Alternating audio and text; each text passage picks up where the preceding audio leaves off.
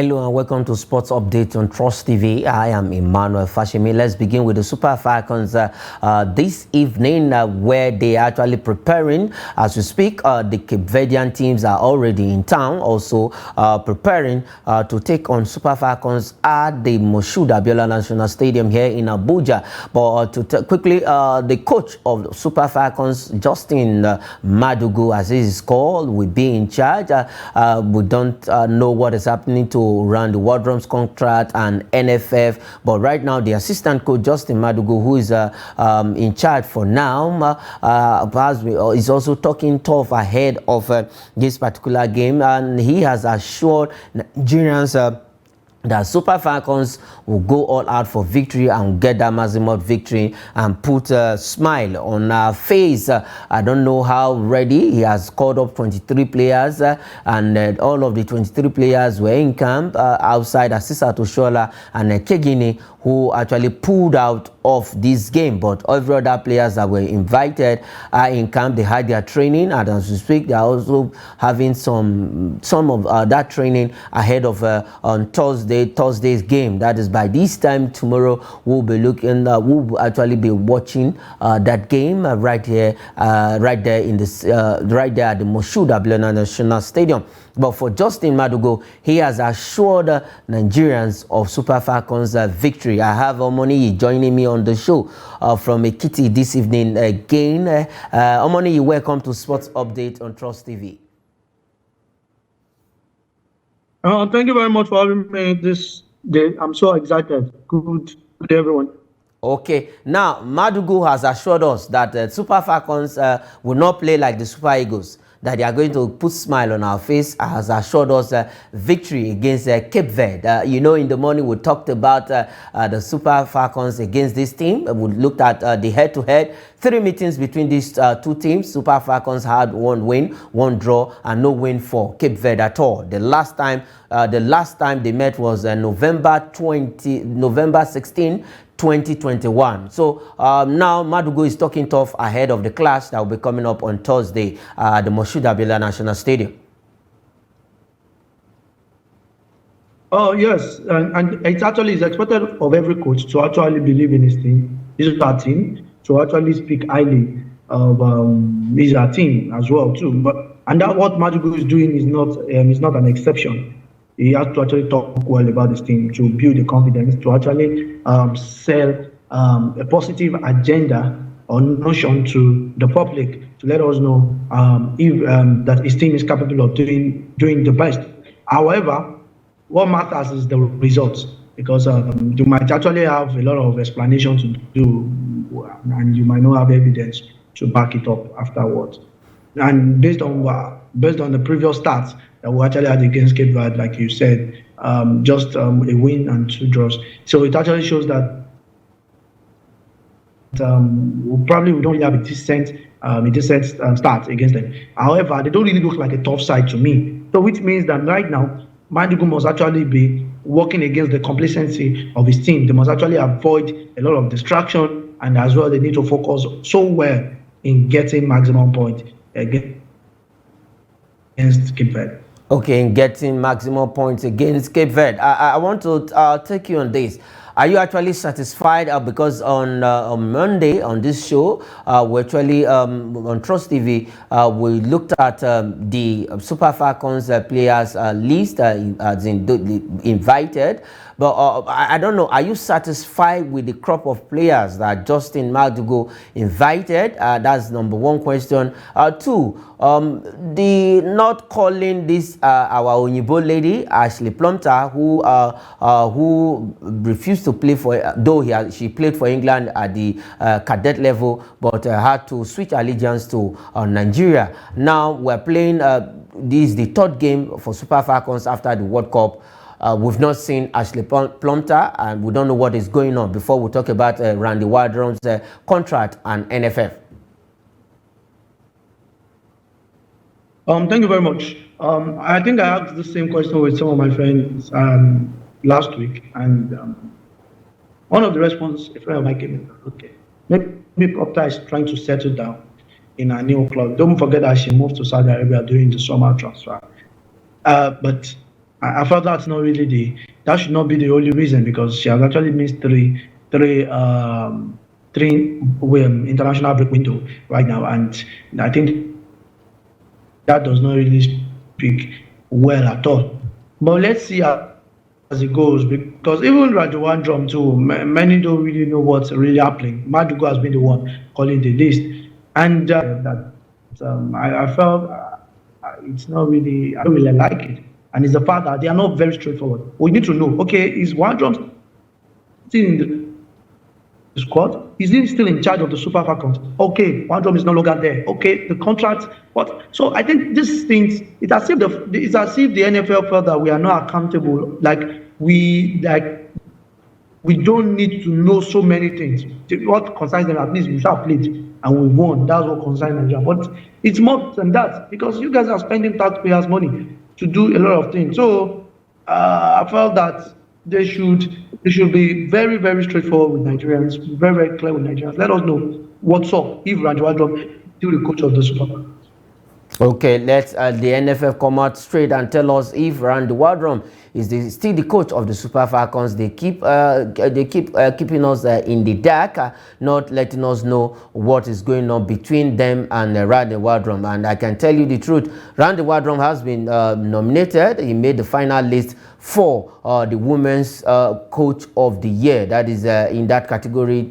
He will be contending with Desire Ellis of South Africa and other coaches in there. He made the final list, where we also have Super Falcon players making the final list for the African Women Player of the Year. That event will be happening in Morocco, Marrakech, precisely on the 11th of December 2023. Okay, let's leave that story. And now let's talk about age grade football, where CAF actually put this competition together to see how they can encourage age grade participation in football. And now the CAF school competition, 14 Nigerian schools to get match day balls. That is, they will get match day ball from CAF. And you know the AFCON will happen next year, January, in Cote d'Ivoire. Now, CAF, a body, has put up this competition together. Now have Nigerian schools, 14 of them will receive match day ball school. And let's not forget that National Grammar School, Nike Enugu, represented Nigeria in the boys category, while Fosla Academy School represented Nigeria in the women's lady at the WAFCONQ qualifiers. For the ladies, we lost out in the group stage. We didn't make it. But for the Nigeria guys, they made it to this semi-final of that particular competition that is ongoing in Benin Republic, where the WAFCONQ, that is the regional qualifiers for the main event that will be happening in South Africa next year. Now, 14 schools, Nigerian school, will get match day balls from CAF. What's your take about that, Omoni? I think it's another way to sensitize and as well to develop grassroots sports. Don't forget that the last edition, because I remember I actually spoke with the head of the principal association in Nigeria, and then Nigeria failed to actually participate in the last one. And I was like, what happened? They were like, they didn't get a lot of they didn't get information from the school, from the federal government, or even from CAF about the participation. But this time, I think it's a welcome development. I think we actually up our games, and we've seen better options to hit. So I think getting balls is actually a very good one, because it's actually going to give these guys sense of belonging. That, oh, I think even the fact that I'm not even playing in academy, the CAF program still reaches our side. So it shows that even that will actually encourage students. Okay, I can still dream of being an engineer, like one of the legends, like Shegodegbami, and as well still be a very sound professional footballer. So I think that's another way again. So I think that's another way by which CAF is adding inclusivity to their style of grassroots development.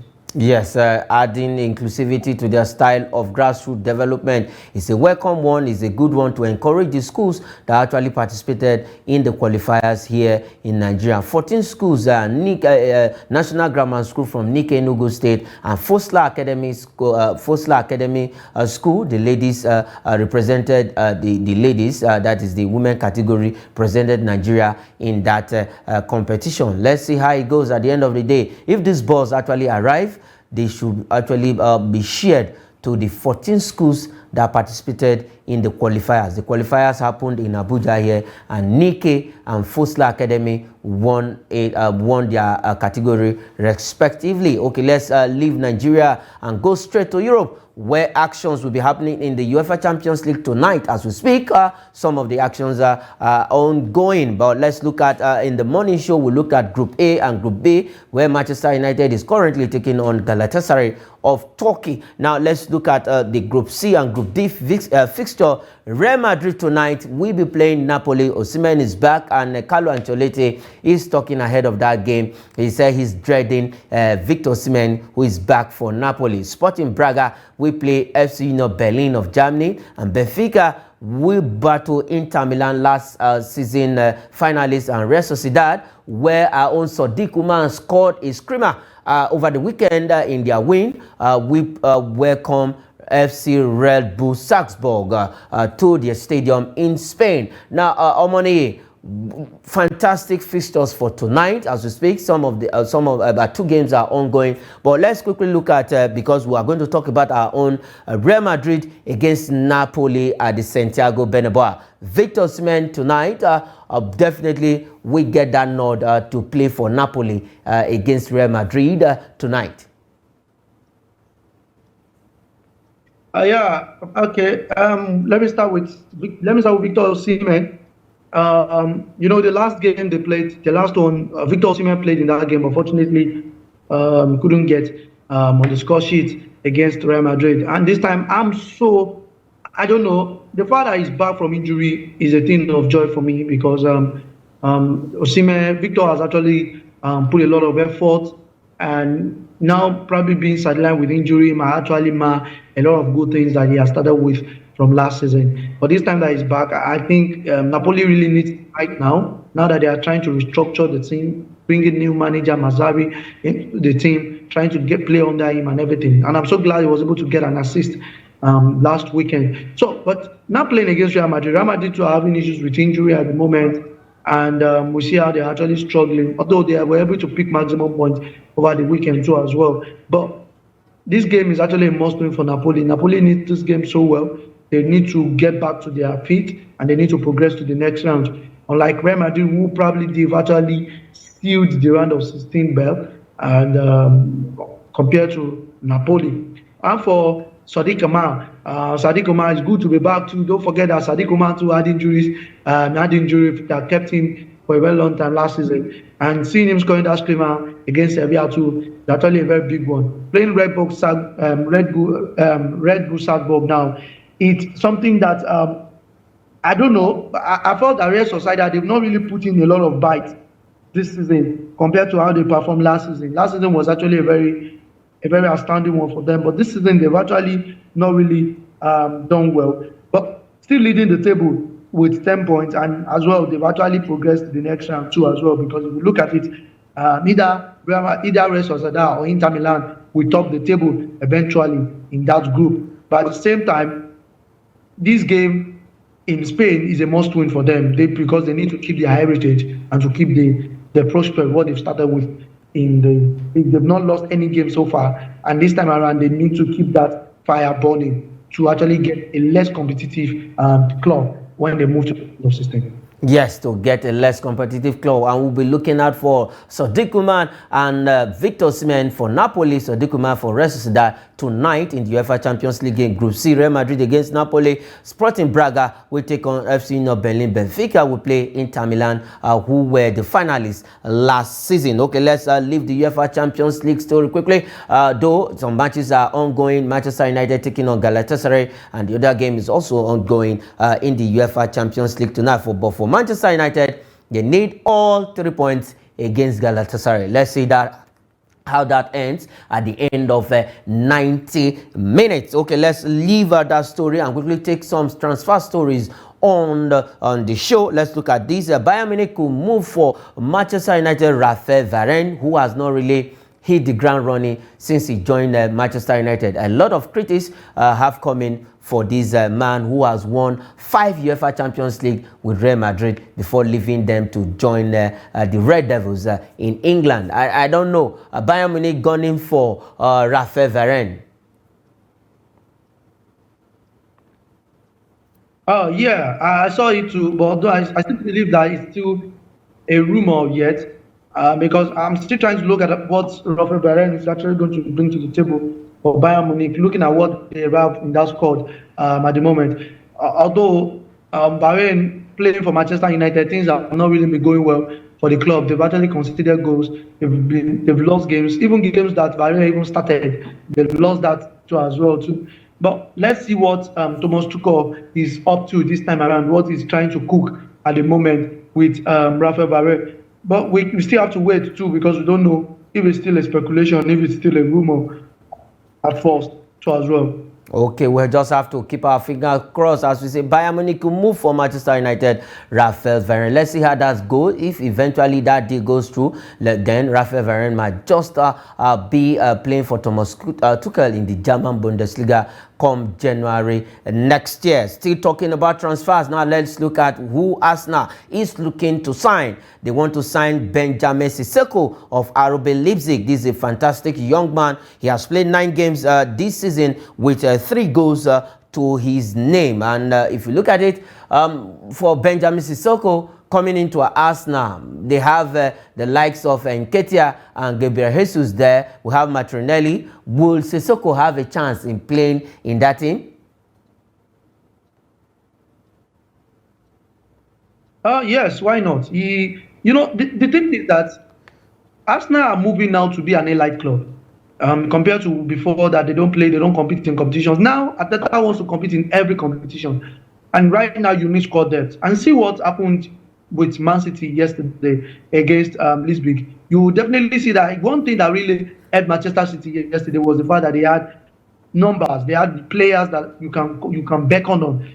And I think that's one of the things that Arteta wants to do with Benjamin Sesko. He needs players that when he looks at his bench, this person can actually come back, can actually deliver the team when they are in distress. So he's going to get his own time. He's going to get his own time to play, because don't forget that injuries too might set in too. Don't forget last season, Arsenal lost the league. I can still tell you that Arsenal lost the league because Saliba had injury. There was nobody that could actually fit properly into that Arsenal team with unlike Saliba, who was actually one of the main man in the centre back. So it's something that you need squad depth. You need a player that understands the philosophy of your team, that can actually put in the weight, even when you guys are being outweighed or you're being outplayed.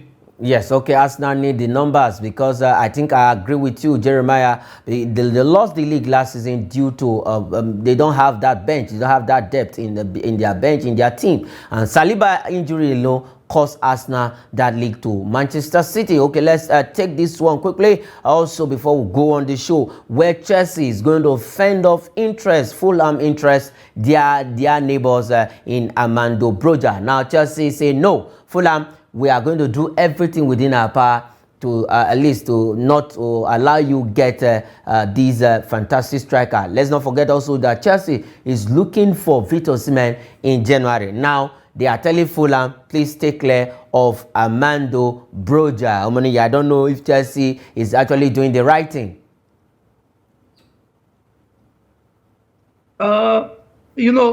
For me too, for Chelsea too, even in teams too, if you actually want to buy a star player, you still need to create a space.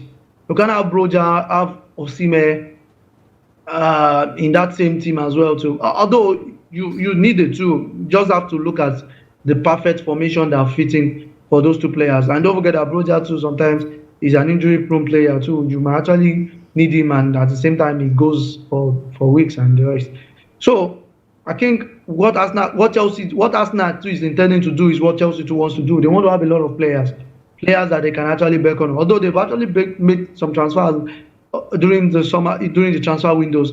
but everything is not still gelling. So it means that they still need to go back to the market to see how they can get the quality player that will actually serve them the purpose of why they are in the league. So I think it's still a very good option for Chelsea not to even see the interest of Fulham at all in terms of Broja. In terms of Broja, now a lot of criticism for Mauricio Pochettino. You know, they lost over the weekend to Newcastle 4-1, bashing in the hands of Newcastle. And now criticisms from all angles. I don't know if you agree with that criticism that Pochettino is not really the man to take Chelsea out of the murky waters. Anybody can see anything, although anybody can actually see anything. Even when Pep Guardiola to suffer defeat, they actually felt that he's not the right person to take them to take Man City to the glory. Even people thought that Pep Guardiola won't be able to win Champions League in Man City. But I still tell people that you just need to give Pochettino time. You still need to give him to the end of the season to see what he's capable of doing. Don't forget that he has new squad. He has a lot of things, philosophy and a lot of things he needs to imbibe in this box. So a lot of things is actually going to still go the hard way for Chelsea at the moment. Injuries have not been friendly with them. They've actually been having injuries, that's both in the past too as well. So I think Pochettino still needs time. You've seen his antecedents with Tottenham, with PSG. So I think he still needs time to gel well. With his players, to imbibe his philosophy and his tactics with them. Okay, if we look at, let's just quickly look at the whole scenario in the English Premier League. The position of Chelsea, they are 10th on the table, and then we have Arsenal at the top of the table. The two, let me say, the two London teams, one at the top and one at the mid of the table. That is Chelsea. For Arsenal, we looked at Arsenal by looking for Benjamin Sissoko. Do you think Arsenal have that pedigree to sustain the momentum right now and stay at the top of the league till the end of the season? Probably we might say it's too early, but to tell you, you need to start getting your points. And for Chelsea, do you see them pushing up the ladder, at least making a European spot?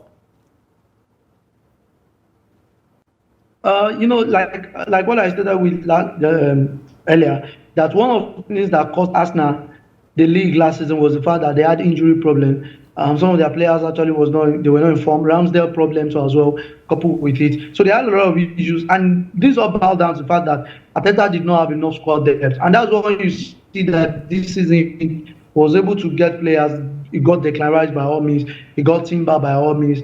He was able to bring on Raya as well to salvage SSCs of Ramsdale, and also you see how that he has been able to bring confidence, bring in Kai Havertz and the rest. So one thing that the team that wins the league are teams that actually invest heavily on the squad, buying players as much as they can. Don't forget that Man City too, they did that too last season. They brought in Alan, they brought in Alvarez. So these things are very, very important. Now Gavadio too as well in Man City. So all these things is very, very key when it comes to winning the league or even sustaining dominance. It's just like you are the rich man and you just want to sustain, you want to keep being rich. You need to do a lot of investment, and that's the same thing with Arsenal as well. Buying players, or even with Chelsea, buying players or anything, we actually give you the chance. Don't forget that the league is a marathon thing. So you might actually get tired at one point. You might get worried at one point. The players that started from week 1 might get tired by week 12.